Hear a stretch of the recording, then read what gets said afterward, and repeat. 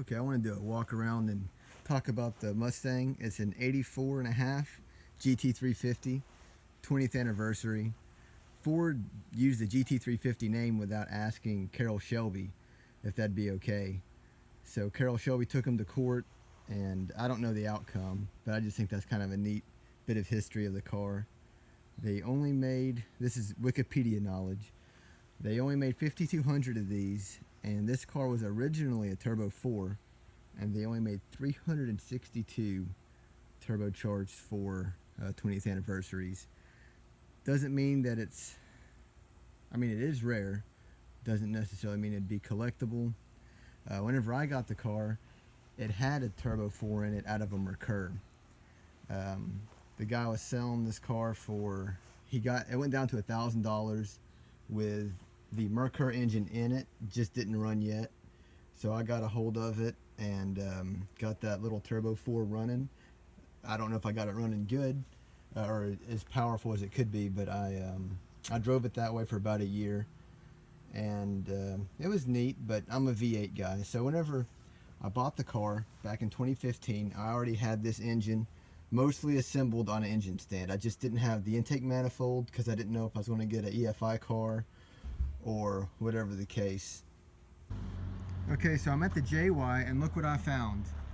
Our Merkur XR4 Ti. And I mentioned earlier in the video that whenever I bought the Mustang, it had a Merkur engine in it. So this is just a look of what the car looks like. This is the same style engine, little 2.3 turbocharged 4. And I thought that was neat. I've never actually seen one of these. Well, no, I have to. I've seen these before. Haven't seen one in a while though.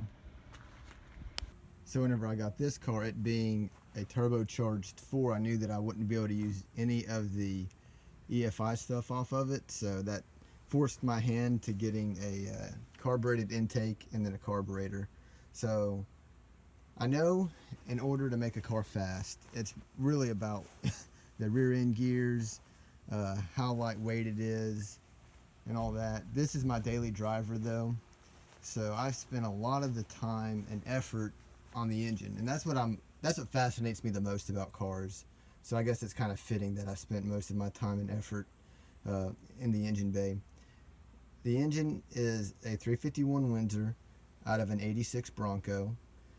The bottom end, there's nothing fancy about it. It's either a refurbished crank. Well, the crank is refurbished, the rods are stock, the pistons are 30 over Keith Black Hyper Eutectics. Whenever I started this engine build, I had a 302, and I bought these World Windsor Junior heads, and my brother and his wife got me an E-cam for Christmas. So I was going to put that stuff in a 302, and just as things happened, I ended up finding this 351. So I originally put this thing together with an E-cam. It now has an F-cam that, funny enough, my brother traded me. He traded me the F-cam for the E-cam out of this one. The heads, the specs are 180cc intake runner, 58cc combustion chamber, and 194 160 valves, and it's got the dual valve springs to run a higher lift hydraulic cam. But you know, a F-cam's not too high lift, so it's not really pushing the valve springs too much. A lot of this car, I kind of joke and say that my brother sponsors me, because a lot of the stuff on the engine was just given to me, or a really good deal. Like the timing cover, that's from my brother. The MSD box, pretty much all the bracketry on the front of this engine. This is actually the original power steering pump off of the Merkur engine. So that's I mean, it's still a Ford power steering pump, but I just think that's kind of neat that I was able to reuse that. The transmission in this car, I ran it with the 4-cylinder T5 for a while, until I went to the pick and pull local, and there was a 99 Mustang V6, and you can bolt those in. You just have to change the input shaft and the bearing retainer, so I did that. So it's got a better shifting transmission than it had. It's got a good overdrive gear. and the only downside is I lost my speedometer because it has the electronic speedometer pickup, so that kind of sucks. Well, the only thing I really care about is losing the odometer. I like to know how many miles I'm putting on this thing. I'm sorry, I'm jumping around a lot. It's hard for me to stay on task. I'll just go through the engine bottom to top real quick. Ford Racing oil pan, nothing fancy about it. Yeah, I told you about the bottom end, F-cam. This is not a roller block, so I had to spend a little extra money, more than I wanted to, on a set of hydraulic roller lifters with the link bars. They're the Howard's brand. I buy things that are either on sale or cheap at the time. The cheapest hardened push rods I could get were Trick Flows. Under the valve covers, I have crane cam stud mount roller rockers that, again, my brother traded me or gave me. I can't remember anymore. Let's see. So I went to the valve train. The intake is an Edelbrock Performer. The power range is from idle to 5500, which is perfect for the way I drive this car. It being a daily driver, I usually don't go above 3,000 RPMs unless I'm trying to show out. It's got the Street Demon carburetor, 625. I probably went I went a little too small on the carburetor if I'm trying to make power. For being a daily driver, it is totally happy. What's neat about this carburetor, if you want to do some tuning on it, you just take the air cleaner off. You have two little Phillips screws, and you just loosen those, and you have these little covers you move out of the way, and you can take metering rods out that restrict the flow of fuel through the jet, and they look like little bitty Allen keys. You just pull those out, put thicker ones in if you want to go leaner, put thinner ones in if you want to go richer. It's a real neat setup.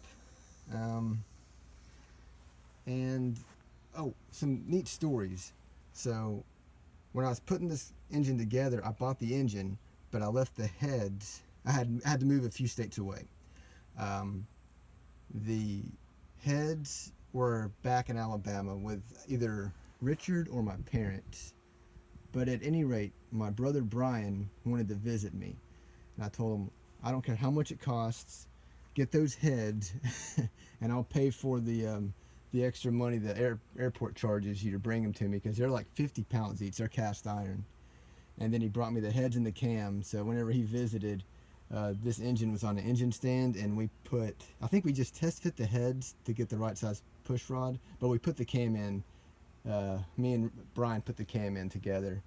And then another cool story, once I got all the parts ready for this engine, my oldest brother Richard came down, and we pulled the 2.3 out and put this one in with the transmission, ran the clutch cable, and we did something else. And put the throttle cable in, which is not easy. And we got that all done from like 7 a.m. to 12, like lunchtime, and then he went home. But we got a lot done in a short amount of time. It was a good time. But yeah, this car has just mostly been put together by people helping me out. I really like it. Some things I love and hate about it are the T-tops. I think they're kind of cool, but they definitely leak. It's kind of a bummer. And I'm sure I'm forgetting all kinds of neat things about this car. Okay, here's some oddities. So I did all this engine work. It has a better transmission than it had before with that V6 Mustang transmission. The drive shaft, I'm not going to crawl under the car, but the drive shaft is just still the stock 4-cylinder drive shaft, and the rear end is still the 7.5. I'll get around to put an 8.8 in it one day, but since I don't drag race it, I'm not going from still to a bunch of torque at the tires all at once. So the 7.5 will last as long as I'm not getting as long as I'm not launching this thing and getting traction. And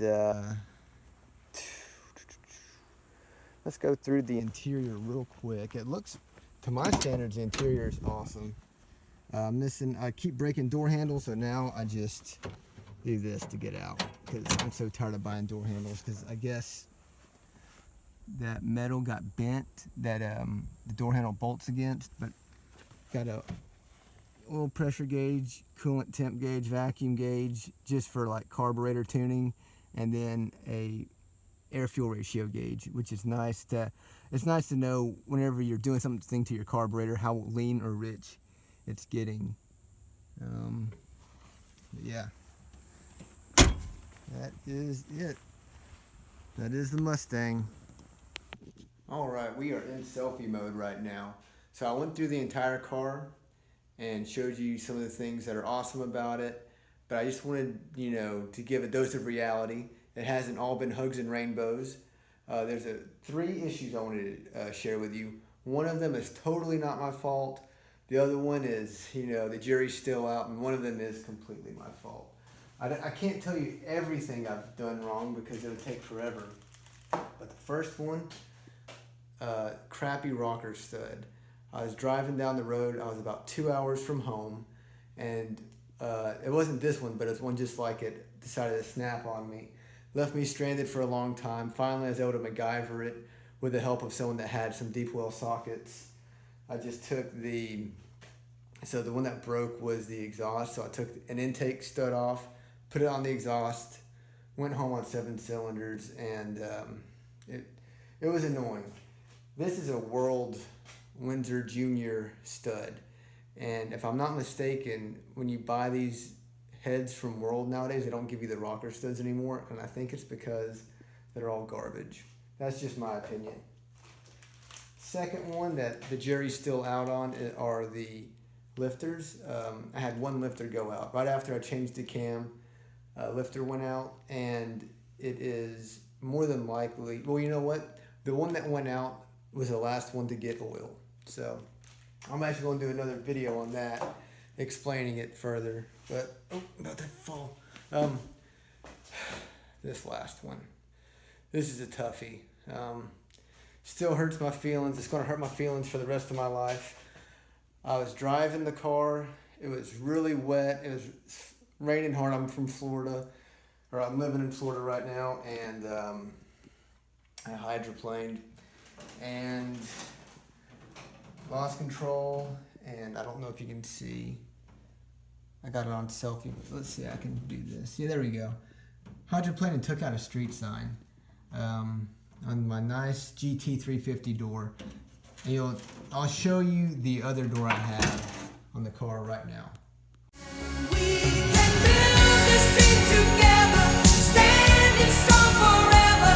Nothing's gonna stop us now. Alright, so you might have noticed that door looks an awful lot like the original door. Again, friends and family for the win. My brother has a friend that has an 84 GT 350 that's basically just a parts car. And that door was cheaper than whenever I had to buy the replacement window that busted, and cheaper than the T-top that I had to buy. The car it came off of was not a T-top car, so all I had to do is cut the window frame out and then add some little stops for the window. But it wasn't too bad. And I was so happy whenever I had my son help me put the hinge pins in, but we got them in, and I was like, man, I'm going to slam this door and it's going to bounce right back open. And it closed just like it had pre-wreck, and I was like so relieved. Obviously, you notice that rocker panel. I don't know if I'll ever get around to fixing it. It might just be a battle scar and a reminder to drive safely. But maybe I'll fix it one day. I plan on keeping it forever. So the moral of the story, it's nice to have good friends and family to help you out throughout an entire whatever project. I'm going to show a clip of this car idling and then doing maybe a lame pill out, maybe a cool pill out. I don't know what your standards are, and then the outro.